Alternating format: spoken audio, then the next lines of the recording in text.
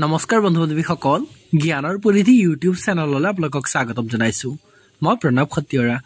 আজি আমি আসাম জিকে এটি খুব গুৰুত্বপূৰ্ণ ভিডিঅ'টো লৈ আহিছো য'ত ইম্পৰ্টেন্ট এমসিকিউ সমূহ আলোচনা কৰা হ'ব আৰু তাৰ লগতে ইয়াৰ ৰিলেটেড পইণ্ট সমূহ আমি আলোচনা কৰিম আৰু যিসকল বন্ধু-বান্ধৱী পোন প্ৰথমবাৰৰ বাবে আমাৰ চেনেলটো চাই আছে বা পোন প্ৰথমবাৰৰ বাবে আমাৰ চেনেলৰ লগত জড়িত হৈছে অনুগ্ৰহ কৰি আমাৰ চেনেলটো সাবস্ক্ৰাইব কৰিব আৰু লগতে কাষত থকা বেল আইকনটো প্ৰেছ কৰি ৰাখিব কাৰণ আমি দিয়া ভিডিঅ'সমূহৰ নটিফিকেশ্যন আপোনালোকে পোন প্ৰথমতে পাব পাৰে আৰু ভিডিঅ'সমূহ মিছ নকৰাকৈ চাব পাৰে আৰু লগতে আপোনালোকৰ অন্যান্য বন্ধুবৰ্গলৈ ভিডিঅ'সমূহ শ্বেয়াৰ কৰিব কাৰণ নলেজ যিমানেই শ্বেয়াৰ কৰা যায় সিমানেই দৃঢ় হৈ পৰে বিকজ শ্বেয়াৰিং ইজ কেয়াৰিং তো বন্ধু-বান্ধৱীসকল দেৰি নকৰাকৈ আজিৰ ভিডিঅ'টো আমি আৰম্ভ কৰিব বলক আজিৰ প্ৰথম প্ৰশ্নটো হৈছে In which part of Assam the Terai zone is situated? অসমৰ কোনটো অংশত তেৰাই জোন অৱস্থিত আৰু অপচনসমূহ দিয়া হৈছে A South Zone দক্ষিণ মণ্ডল অপচন বি দিয়া আছে East Zone পূব মণ্ডল অপচন সি দিয়া আছে North Zone উত্তৰ মণ্ডল আৰু অপচন ডি দিয়া আছে West Zone বা পশ্চিম মণ্ডল আৰু এই অপচনসমূহৰ ভিতৰত শুদ্ধ উত্তৰটো হ'ব অপচন বি East Zone বা পূব মণ্ডলত তেৰাই জোন অৱস্থিত এইখিনি আমি চাব লাগিব The Terai or Tarai is a lowland region in parts of northern India and southern Nepal that lies to the south of the outer foothills of the Himalayas, the Shivalik Hills, and north of the Indo-Gangetic Plain. অৰ্থাৎ অসমীয়াত দিয়া হৈছে এই টাৰ্মটো তেৰাই বা তৰাই উত্তৰ ভাৰত আৰু দক্ষিণ নেপালৰ কিছু অংশৰ নিম্নভূমি অঞ্চললৈ যি হিমালয়ৰ বাহিৰৰ পাদদেশ শিৱালিক পাহাৰৰ দক্ষিণে আৰু ভাৰত গংগা সমভূমিৰ উত্তৰত অৱস্থিত মনত ৰাখিব লাগিব যে তেৰাইটো কি ইয়াৰ পিছৰ প্ৰশ্নটো আহিছো আমি এতিয়া 2 নম্বৰ প্ৰশ্নটো হৈছে at which place the Nameri Wildlife Sanctuary is located Nameri বন্যপ্ৰাণী অভয়াৰণ্যখন কোন ঠাইত অৱস্থিত আৰু অপচনসমূহ দিয়া আছে এ লখিমপুৰ ডিষ্ট্ৰিক্ট লখিমপুৰ জিলা অপচন বি দিয়া আছে ডিব্ৰুগড় জিলা অপচন চি দিয়া আছে শোণিতপুৰ জিলা আৰু অপচন ডি দিয়া আছে তিনচুকীয়া ডিষ্ট্ৰিক্ট বা তিনচুকীয়া জিলা আৰু এই অপচনসমূহৰ ভিতৰত শুদ্ধ উত্তৰটো হ'ব আমাৰ Wildlife Sanctuary নামেৰি অৱস্থিত শোণিতপুৰ জিলাত অপচন চি হৈছে ইয়াৰ কাৰেক্ট এনসাৰ এইখিনিত আমি চাই লওঁ নামেৰি ৰাষ্ট্ৰীয় উদ্যানৰ বিষয়ে Nameri national park and Wildlife Sanctuary is a national park of the foothills of the eastern Himalayas in the Sonitpur district of Assam, India, about 35 km from Tezpur. Nameri ৰাষ্ট্ৰীয় উদ্যান আৰু বন্যপ্ৰাণী অভয়াৰণ্য অসমৰ শোণিতপুৰ জিলাৰ পূব হিমালয়ৰ পাদদেশত তেজপুৰৰ পৰা প্ৰায় 35 কিলোমিটাৰ দূৰত্বত অৱস্থিত এখন ৰাষ্ট্ৰীয় উদ্যান আমি জানো আৰু কাজিৰঙা তথা মানাহৰ পিছতে ঘোষিত এইখন অসমৰ তৃতীয়খন ৰাষ্ট্ৰীয় উদ্যান মানাহৰ পিছতে নামেৰি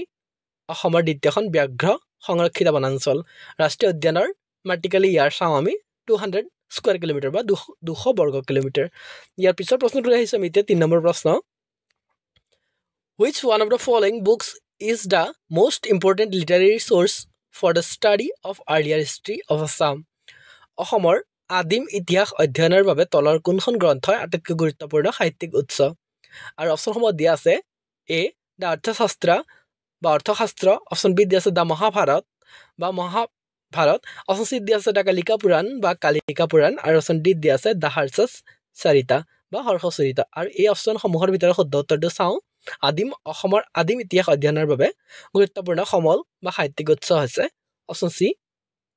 দ্য কালিকা পুৰাণ এইখিনি আমি চাওঁ কালিকা পুৰাণৰ বিষয়ে the Kalika Purana is a major source of ancient Assam history. It was composed in Assam during 10th century. It contains vivid description of Kamrupa and Kamakhya. Kalika Puran প্ৰাচীন অসমৰ ইতিহাস অধ্যয়নৰ এক প্ৰধান উৎস বা সোৰ্স দশম শতিকাৰ সময়ছোৱাত অসমত ইয়াৰ ৰচনা কৰা হৈছিল ইয়াত কামৰূপ আৰু কামাখ্যাৰ প্ৰাঞ্জল বৰ্ণনা আছে খুব ধুনীয়া ডেসক্ৰিপচন আমি পাওঁ কালিকা পুৰাণত কামৰূপৰ বিষয়ে উল্লেখ আছে ইয়াৰ পিছৰ প্ৰশ্নটো লৈ আহিছো আমি এতিয়া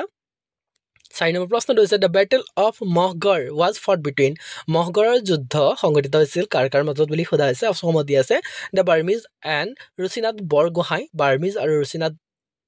বুঢ়াগোহাঁই হয় অপচন বি দিয়া আছে the British and the Burmese ইংৰাজ আৰু বাৰ্মিজ অপচন চি দিয়া আছে Purandar Singha and the Burmese Purandar Singha আৰু বাৰ্মিজৰ মাজত আৰু অপচন ডি দিয়া আছে the Burmese and Chandrakanta Singha বা বাৰ্মিজ আৰু চন্দ্ৰকান্ত সিংহ আৰু আমি জানো যে বাৰ্মিজ মানে মানসকলক কোৱা হৈছে আৰু ইয়াৰ ভিতৰত শুদ্ধ উত্তৰটো হ'ব মহগড়ৰ যুদ্ধ সংঘটিত হৈছিল অপচন ডি the Burmese and Chandrakanta Sinha